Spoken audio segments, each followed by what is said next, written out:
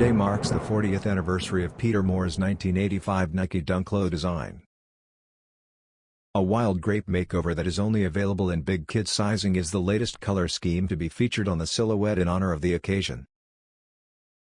A kaleidoscope of purple hues across the top of the upcoming pair is placed against a college gray base, reminiscent of some of the Japan-only offerings from the past. All across the top half, leather construction continues to play its usual role, utilizing the same punchy flair that animates the laces up top. The Air Jordan 1-like construction chooses a colorless midsole for the underfoot. Check out the official images of the dunks with wild grape accents up top. At $90 US, the big kids only pair should be available on Nike.com by the end of the summer.